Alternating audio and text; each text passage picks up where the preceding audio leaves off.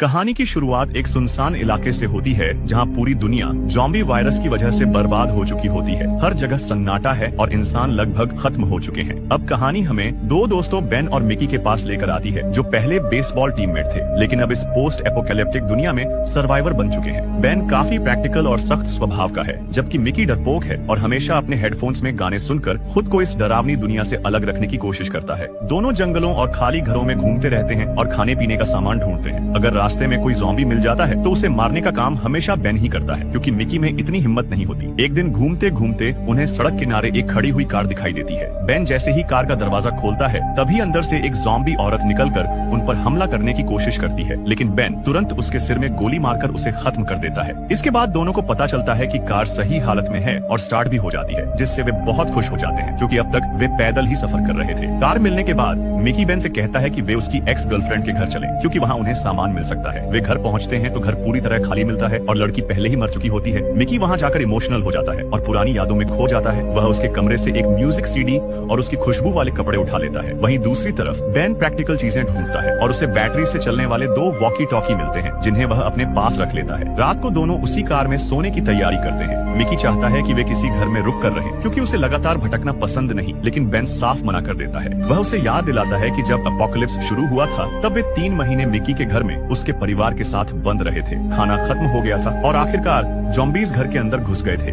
जिसमें उसके परिवार की मौत हो गई और सिर्फ वही दोनों बचे थे। इसलिए बेन हमेशा चलते रहने को ही सुरक्षित मानता है। अगले दिन मिकी वॉकी टॉकी में बैटरी लगाकर उसे चालू करता है और अचानक उन्हें किसी दूसरे लोगों की बातचीत सुनाई देती है। वे समझ जाते हैं कि आसपास कहीं सर्वाइवर्स का एक कैंप है जहां लोग अभी भी सामान्य जिंदगी जी रहे हैं, खाना है, जन्मदिन मनाते हैं और साथ रहते हैं। ये सुनकर मिकी बहुत खुश हो जाता है और उनसे संपर्क करने की कोशिश करता है। वह रेडियो पर बात करता है, लेकिन दूसरी तरफ से एक आदमी उसे बहुत रूखे तरीके से मना कर देता है और कहता है कि कैंप में उनके लिए कोई जगह नहीं है। साथ ही वह एनी नाम की लड़की को भी उनसे बात न करने की चेतावनी देता है और कनेक्शन काट देता है। बेन इस बात को भूल जाने को कहता है, लेकिन मिकी उस कैंप को ढूंढने का फैसला कर लेता है और बार बार एनी से कांटेक्ट करने की कोशिश करता रहता है। अब मिकी लगातार रेडियो पर एनी से संपर्क करने की कोशिश करता रहता है। बेन उसे समझाता है कि ये बेकार है, लेकिन मिकी को पहली बार उम्मीद मिली होती है कि कहीं लोग सामान्य जिंदगी जी रहे हैं, इसलिए वह मानने को तैयार नहीं होता। कुछ समय बाद दोनों एक पुराने अबैंडन्ड मोटेल के पास पहुंचते हैं। मिकी बिल्डिंग को चेक करने अंदर जाता है, लेकिन अंदर कई ज़ॉम्बीज़ बंद होते हैं जो उस पर हमला करने लगते हैं। वह डरकर तुरंत भागता